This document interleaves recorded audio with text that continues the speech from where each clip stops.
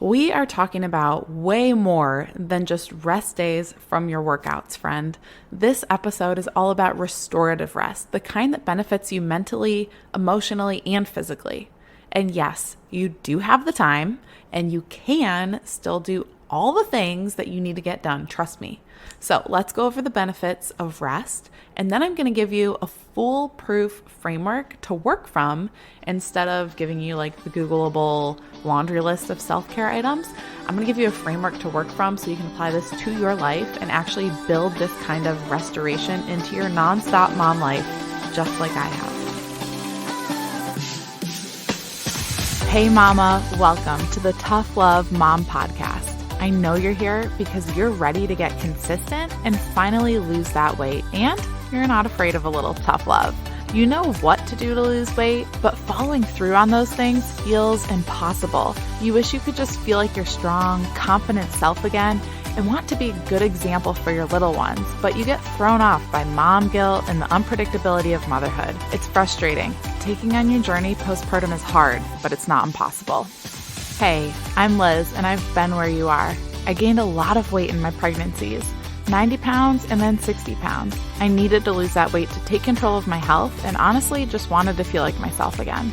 With a sustainable approach to weight loss, simple consistency, and working on my mindset, I lost it all in just over a year both times. And I'm here to help you do the same. I believe that we have an ingrained ability to figure out what we need to do, make it happen, and do it in a way that awes the world. If you're ready to stop falling off the wagon, create solid routine and healthy habits, and finally feel your best inside and out, all while enjoying dino nuggets on your salad, you are in the right place. We're about to transform your journey, my friend. Get pumped up. It is tough love time. Ever since we moved back in the fall, I have been focusing a lot on this kind of rest that we're talking about today. In the church world, I'm just going to refer to this so those of you that are Christians know what I'm talking about, but this technical term is Sabbath. But I believe, just from like living this out, that resting for the purpose of not running yourself into the ground so that the productive time that you do have can be most productive is for every single mom out there, no matter your beliefs. So what I, for my personal life, like to call this is Sabbath, but I genuinely believe this applies to any type of rest for any type of mom. So stay with me here if you're like, that doesn't really jive with me. I'm really talking about mental and emotional and physical rest from our jobs and responsibilities as moms. Also, if you work outside the home. And like I said, we're going to talk about the benefits, but I'm also going to give you a framework to apply this to your life at the end of the episode. So stick with me. First, let's talk about the benefits of rest as a mom quickly. Reduced levels of stress. Doesn't that sound so nice? Another benefit is improved mental health because it improves your mood, reduces anxiety. You're also going to have increased energy levels to get done the things you need to get done. Another benefit is enhanced productivity because what this kind of restoration does for you is allows you to return to your responsibilities with better focus and energy and efficiency. You're going back to your day-to-day life restored, right? Rested. Your time management is going to be better, and it's going to be easier to make decisions in the moment versus feeling like your decision energy is totally drained. And because of all of this, your overall productivity is going to be positively impacted. Yes, by taking a literal pause. Like when you pause your productivity, it allows you to be more productive after the fact, which is cool. It's kind of like not anticlimactic. Wow, my brain needs some rest. Illogical, but it really does provide you more ability to be efficient and productive with less time when you do intentionally rest. Another benefit is improved physical health. And we're not just talking about rest days from your workouts. I'm talking about a true day of resting. And yes, workout rest days are vital to physical health and making progress in your journey. But taking that mental rest also allows you to avoid chronic stress. And that has a lot of negative impacts if you leave it unchecked.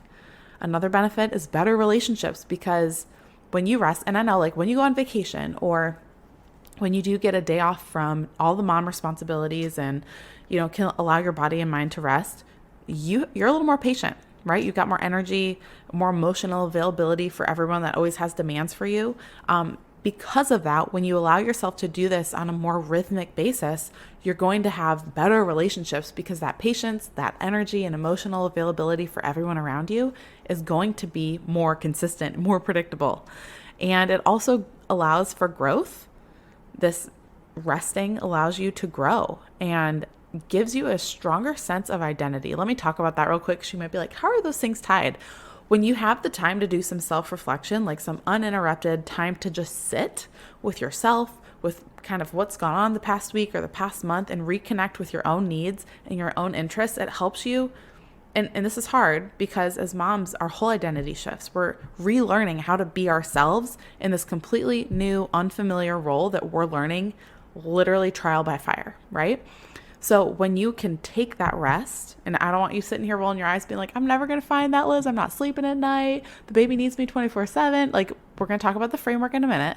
But when you do find this time, when you can do it, even if it's not as consistent as you would like it to be, you're given that time to reconnect with how you were designed, what you need to refill your cup, what you love to do, which it took me like 2 years of being a mom to figure out what are my hobbies, like what do I enjoy doing aside from things that should just be standard in my day-to-day life, like hanging out with my kids and a couple TV shows I like to watch and working out. I was like, those are my hobbies.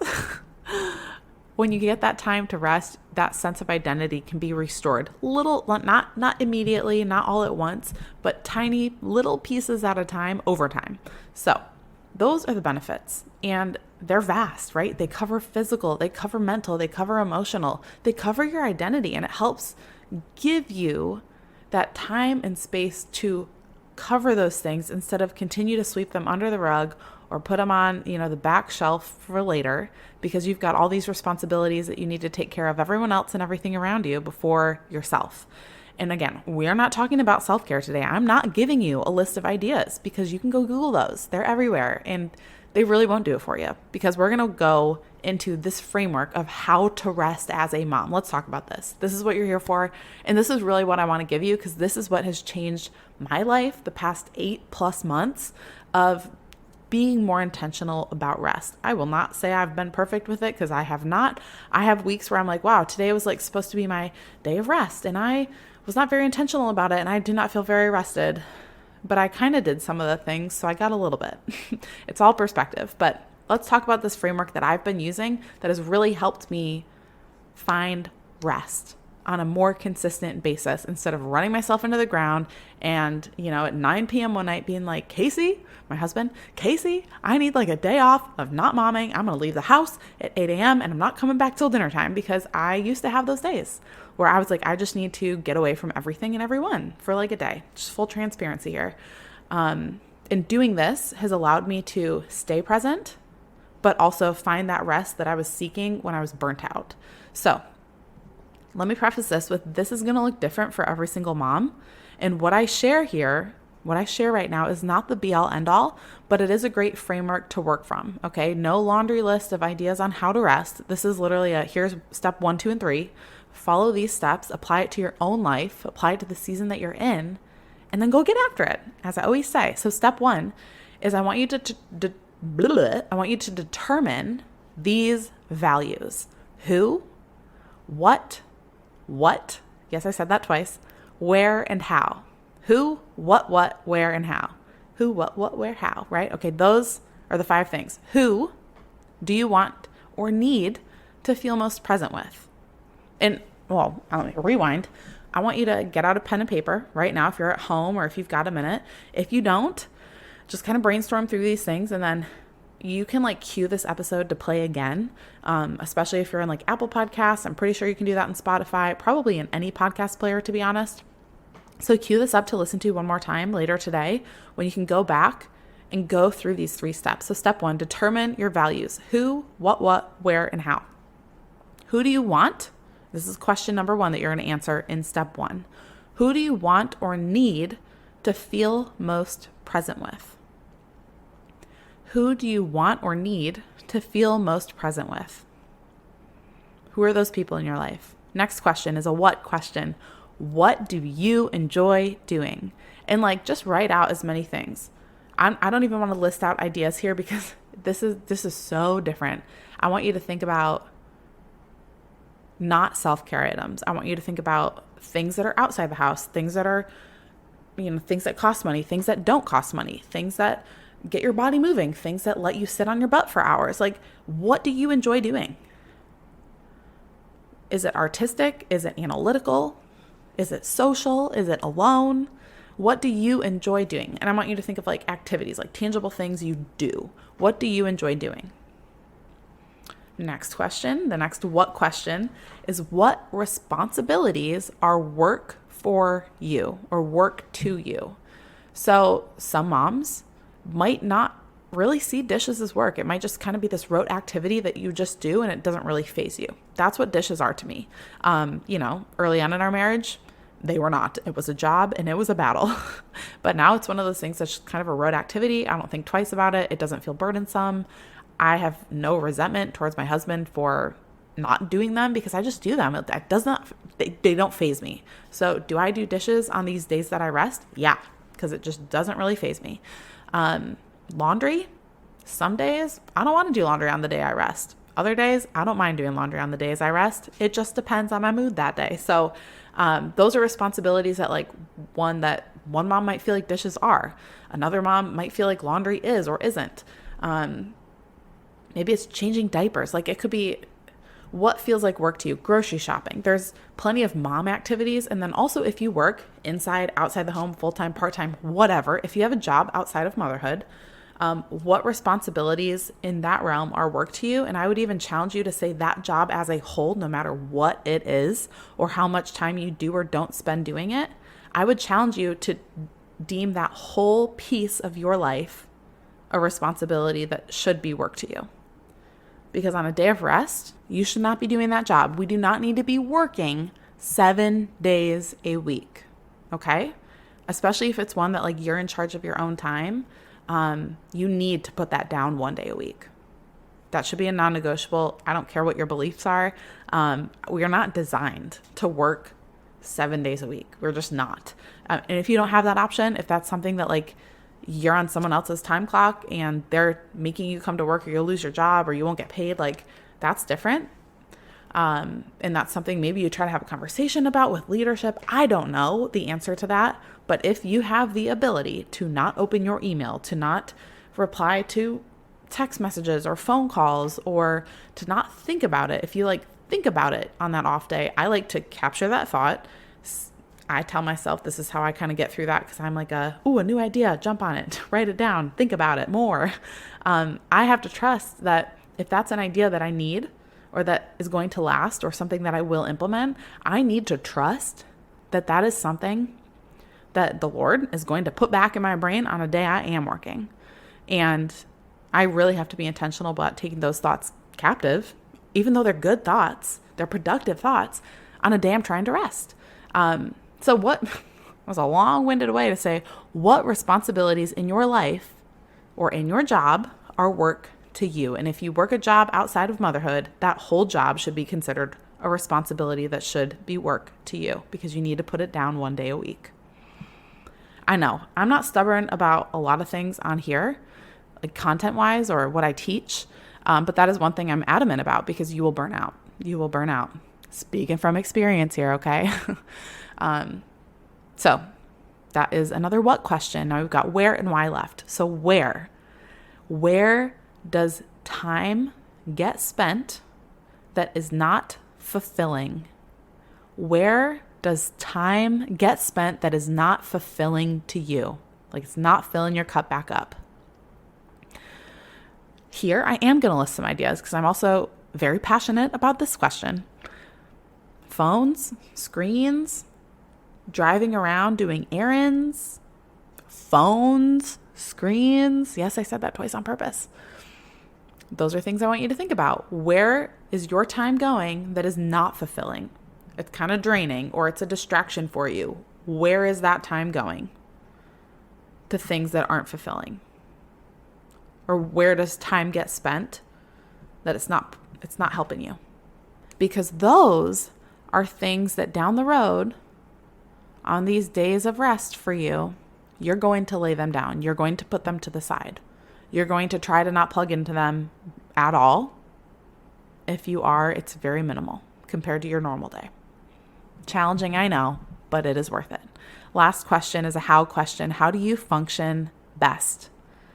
We could be talking about hours of sleep that you function best on, alone time versus with people. Just like, how do you function best? How were you uniquely designed to function optimally? And I'm not talking about your health. I'm not talking about how you're, maybe working out's part of that. Maybe like your rest day has movement involved. Maybe it's very intentional about not.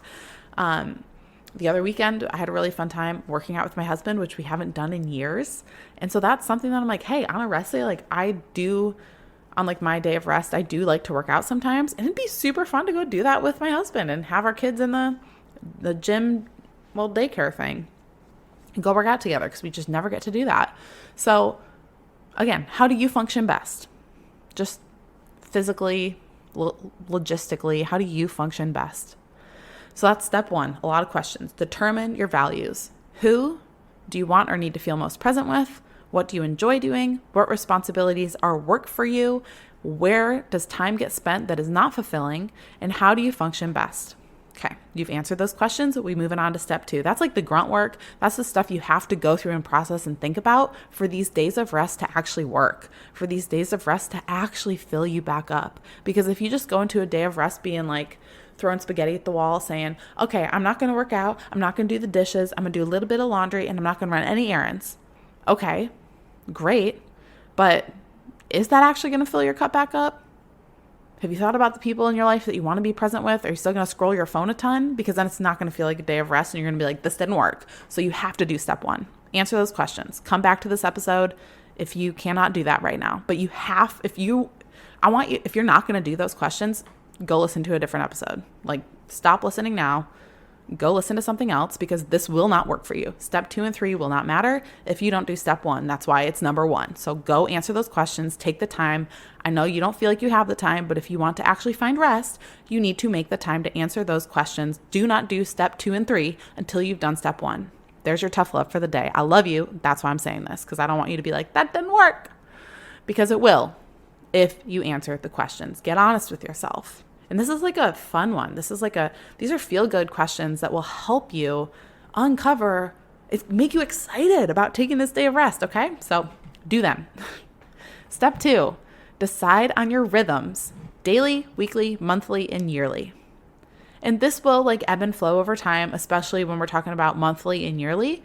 But these daily rhythms and these weekly rhythms are really the bread and butter of rest because you're consistent. This is where the consistency happens and where it really helps you plug back into identity and your energy levels and making sure you're feeling rested and present and not like distracted by all the things around you. So, not pulled to different million directions. You know what that feels like, right? This helps avoid that. So daily, let's talk about that rhythm.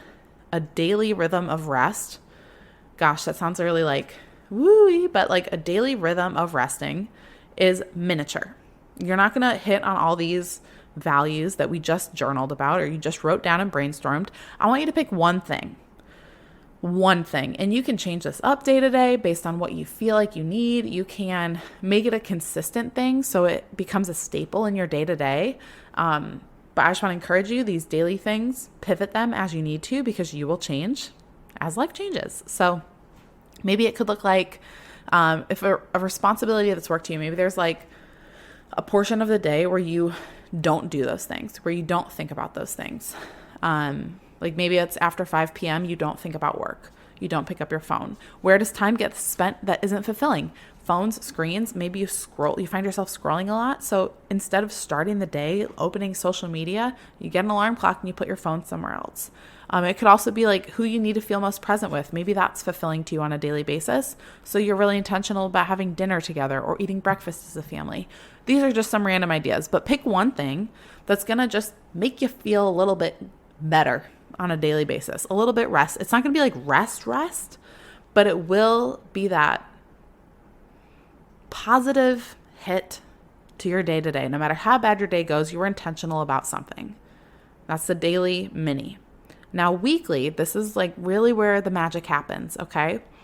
You're going to set aside one day to hit all the boxes, the who, what, where, and how. This is a process. This will not happen overnight.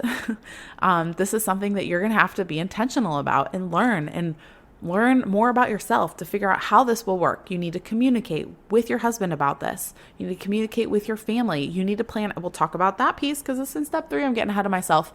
But you do need to be really intentional the days leading up to it, the days after. So it's not like, okay, I'm not running errands today, but then you don't have any food. You usually do groceries on this day, and now you're saying you're not going to, and now there's nothing for breakfast on Sunday because you decided to do it on Saturday and you were like, I'm not running errands. That's just not going to work. So weekly, set aside one day. It doesn't have to be the same day every week. Do what works for you and try to hit every single box. Who, what, where, and how.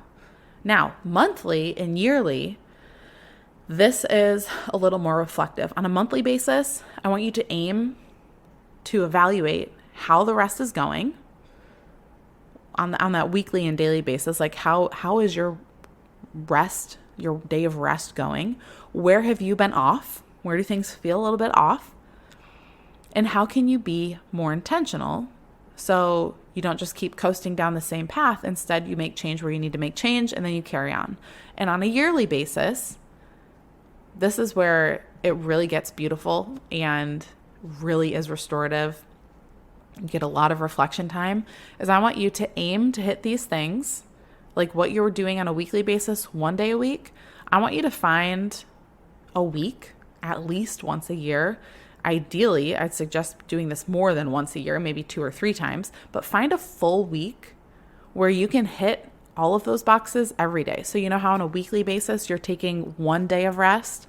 I want you to try to get a week, like a full week of that at least once a year, 7 days in a row of that full rest. And yes, are you going to be able to not do dishes for 7 full days? No. Unless you're with a magical mother or mother-in-law who will do all the dishes for you, and it's just you don't have to touch one or lift a finger. But that's probably reality for 0.01% of us. Not, oh my gosh, that makes me sound like I have a horrible mother and mother-in-law when they're the best people in the world. But there will be day-to-day mom responsibilities that have to get done, is what I'm saying. And you need to know that week of rest will look a little bit different than your full day of rest that you try to do on a weekly basis. But you plan ahead, you get set up, you do it. It often happens around vacations, but they are so restorative. So yearly, aim to have that full week of those days of rest, a full week of rest. And then step 3, I already hit on this, but you have to evaluate often. My journey with this, the past 6 to 8 months, has been anything but straightforward and simple, okay? Lots of ups and downs, definitely not linear, just like weight loss, not linear, right? This is not linear for me, and it really isn't going to be for you either. I've had weeks where the day that I plan to rest works great, and I feel great going into the next day. And then there's other days where I might have to go grocery shopping, or my kids are just a little bit off their mood, and everyone's a little tired, or I didn't sleep well. And, the day's just a little bit off and it's not as restorative as I planned. But you know what? On those days, I sometimes just need to check my mindset and my perspective on that thing I said didn't help me rest. If it was going to get groceries because we needed something randomly, but I'm doing it on a day I should be resting. You know what? Sometimes I just need that perspective check that hey, things aren't going to go perfect. You can still find positive in this. You can still rest. And that's not toxic positivity. That's called taking life as it comes and trying to find the good in things, because not everything is bad and dismal. Not everything's great and perfect either. There's a balance in between the two, and we get to experience that balance every day. I just think it's really easy for us to either fixate only on the negative, or some people can fixate only on the positive and sweep the bad things under the rug. And we got to kind of walk that balance between the two, because to be honest, we're on that tightrope between the two every single day. Now, what else makes this hard, this day of rest, is it does take discipline. It does take intentionality. For me, It actually took deleting certain apps off my phone. Social media. It's not on my home screen. I have to scroll to a totally different screen to find it. And if you scoff at that because you hear people say oh, they delete social media off their phone, maybe you actually need to be the one doing it. maybe you need to delete it off your phone, off your home screen. It doesn't log you out or anything. You just take it off so it's not right there on your home screen when you open your phone. Mine's a couple pages back, or I just don't always scroll to it. Doing these days of rest takes planning. It takes communication. Like I said, you have to plan ahead so you're not having to go get things done or do things that you didn't plan on doing on that rest day.